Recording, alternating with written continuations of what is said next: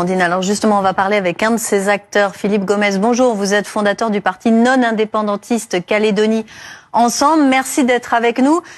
Tout d'abord, cette feuille de route, elle vous parle? Elle vous semble réaliste?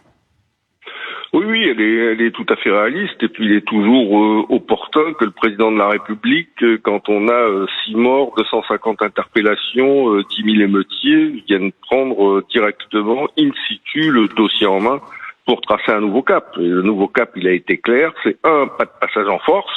Donc, il n'y a pas le mot report de la réforme ou il n'y a pas le mot retrait de la réforme, mais en réalité, la réforme est techniquement abandonnée, puisque c'est pas au mois de juillet que, pendant les Jeux Olympiques, que le Congrès, le Parlement va être réuni en Congrès à Versailles, c'est pas au mois d'août non plus. Donc, pas de passage en force. 2, il dit qu'il fait un point d'étape dans un mois, sur le chemin du dialogue qui a été engagé, et qu'il nous donne plusieurs semaines ou plusieurs petits mois, a-t-il dit, pour trouver un accord global, c'est-à-dire non plus une réforme unilatérale et partielle, c'est-à-dire le dégel du corps électoral tel qu'il a été présenté et adopté par l'Assemblée nationale et le Sénat, mais un accord global sur l'ensemble de l'organisation politique et institutionnelle calédonienne. Donc c'est une bonne dynamique qui est engagée. Il faut maintenant qu'on soit à la hauteur de cette dynamique, c'est-à-dire que d'une part, la sécurité soit rétablie dans notre pays, c'est indispensable que les indépendantistes obtiennent la levée des barrages et qu'on aille doucement vers l'apaisement qui est nécessaire,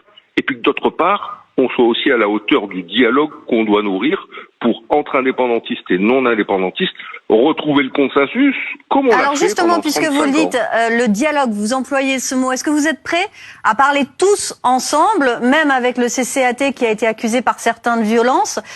Sonia Backès, par exemple, qui est une des chefs de file des anti-indépendantistes, elle refuse de discuter avec le CCAT, elle l'a annoncé.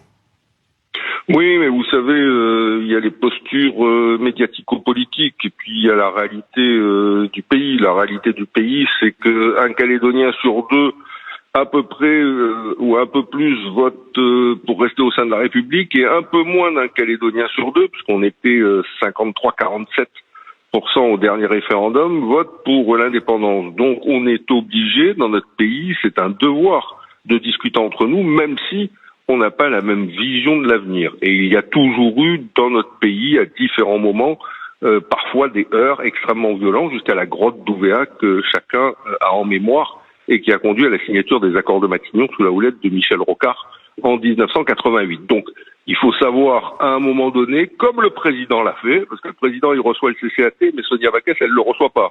Donc, le président de la République, il sera un peu mou du genou sur les organisations terroristes, et Sonia Backès, non, c'est pas très sérieux tout ça. Le président de la République a montré la voie. Il faut savoir panser les plaies, ouvrir le dialogue. Il faut demander aux indépendantistes de rétablir la sécurité, de faire lever les barrages, et puis ensuite, il faut faire preuve d'ouverture les uns à l'égard des autres, pour faire ce que le peuple calédonien attend dans sa diversité, un consensus pour continuer à construire le vivre ensemble et le destin commun. Merci Philippe Gomès d'avoir été en direct avec nous.